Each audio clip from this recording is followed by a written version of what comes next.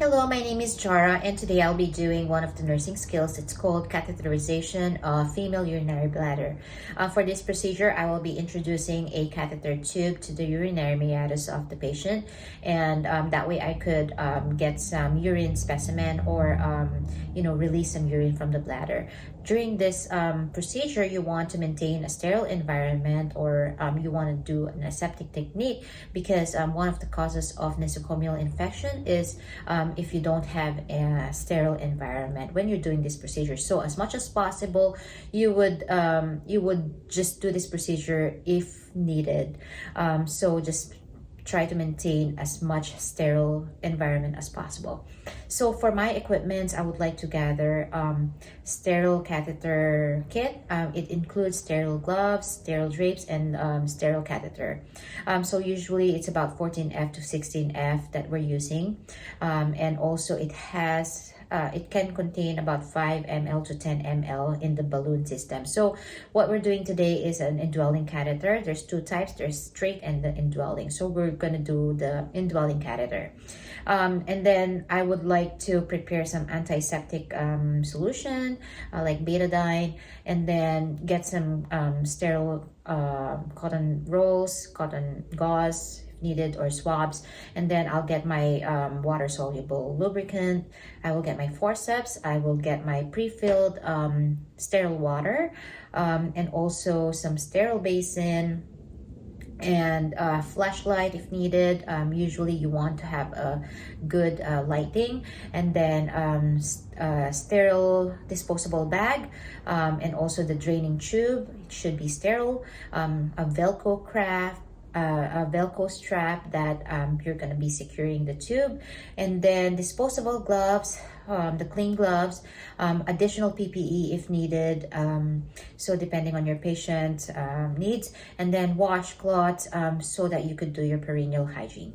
So for my assessment, I would like to check the normal elimination patterns or the habits, and also the degree of limitations and ability to help with this activity. So just assess that one, and then if there's any condition that can interfere the passage of the catheter, you want to assess. You want to make sure that everything is okay when you're doing this.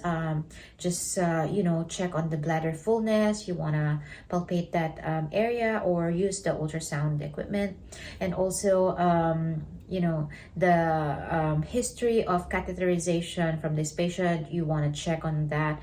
Just check if they had any history of catheterization, how long was it, so get those information.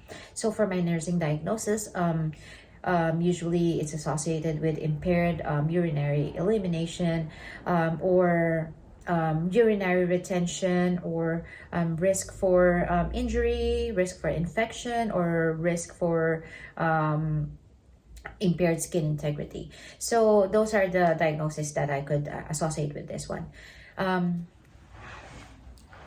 So for my implementation, I will be reviewing my chart, check the medical order if this kind of procedure is the right procedure that we're doing for the patient, what kind of catheter we're using. So for this patient, we're doing the indwelling catheter.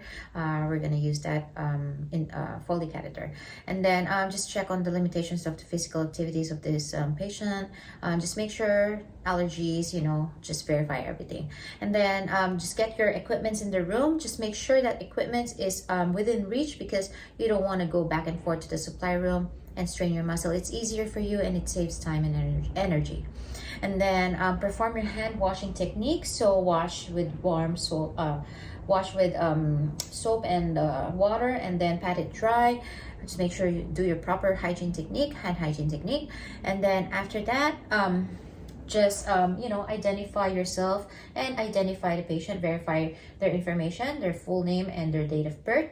After that one, you would like to provide some privacy, so just close the curtains, the doors, and then explain to the patient what is this procedure about, the benefits, the risk, and that way you could establish rapport for the patient with the patient, and also just give the information to that patient. That way they're more comfortable with you, and you would decrease some anxiety that's present on this one. After doing that, you would like to get light up your environment, provide some good lighting, use your flashlight if needed, and then you have to have everything within reach, your receptacles, your equipment. So you would like to adjust this bed into a normal, into a workable height, which is around the elbow height. So in this position, this is perfect position. And then instruct the patient and assist the patient to do a dorsal recumbent position with the knees flexed and about 2 feet wide apart. So just let the patient do a dorsal recumbent position. Just drape the patient and expose the part that's being exposed. So within this case, she will be doing a dorsal recumbent position and just drape the legs and just expose that part. So it's more comfortable for the patient, and it's more, because you're exposing private parts, you want the patient to feel comfortable. So in this one, we're going to expose the vaginal area because we are doing the catheter in the urethral meatus, which is just below the clitoris and above the vagina. So once you're ready, sometimes you can also use the Sims position. Just make sure when you're using that position, let the patient lay on the side, on the other side comfortably, and then let her buttocks go on the edge of the bed. That way it's easier for you for visualization, and it's easier for the patient as well. So and then just make sure that you put your waterproof pads underneath, just to secure all the linens. You don't want to contaminate the linens with the solution, and just keep it clean and dry. And then you want to get your clean gloves. So for this one, we will be doing the Perennial Care first. So we'll clean the perineal area, get your washcloth, and then just use the corners of it, and then just wash it from front to back with each stroke. So you want to do that one stroke, and then make sure that all the folds are cleaned. So just do your perineal hygiene. And then after that, you would like to rinse and dry the area. That way you don't contaminate or you don't introduce any microorganisms, because we're doing a sterile technique or aseptic technique. We want to make sure that we minimize the microorganisms as much as possible. And then after that, you want to remove your dirty gloves, and then you perform your hand hygiene technique again. So I will just get my hand sanitizer or wash with soap and water, and then dry. And then I would like to, if you need to prep your urine drainage, just secure it in the bed frame. Follow the instruction per manufacturer. And then after that, everything is secured. You want to get your sterile tray. So I will be having it by my bedside. So this is my sterile tray here. So you want to make sure that it's within your reach. So get your kit. So this is my kit. Everything is inside. So the sterile equipments are inside. So you want to open it up and then just drop it on your sterile tray. And then make sure you get your sterile gloves. So I will get my sterile gloves. Just make sure that you don't touch any unsterile areas, because otherwise you're introducing microorganisms. So make sure you be careful when you're doing the sterile technique. You want to have your hands above your waist when you're doing this, because you want to maintain sterile environment. And then just make sure that you have your cups folded. That way you could grab your gloves if you need to take it out. And then once everything is here, you'd like to place the sterile drapes on the patient. So sometimes you also need a fenestrated drape. You can use that, it's optional. It depends on you. Just, you know, drape the area, just expose the part that's need to be exposed. So I would place my drapes here and then just you know, expose that part. So usually the fenestrated drape has a hole in the middle, so only that area is exposed. So it's more comfortable for the patient when you're doing this procedure. And then after that, you would like everything to be placed. Just make sure that you lift, let the patient lift their buttocks, and then put that sterile drape underneath their buttocks. That way, that is your sterile environment, and you could also put your receptacle in that area there. And then your receptacle includes, you know, you have sterile cotton rolls, some aseptic solution, or some betadine solution. Sometimes you just put that with your cotton balls. Just have it ready for you. Make sure everything is sterile. It's placed on the sterile environment. Don't touch anything that's unsterile. So be mindful on where you're reaching, where you're holding and stuff like that. And then after that, everything is in the area. You want to make sure that you're very close to all your equipments as well, okay?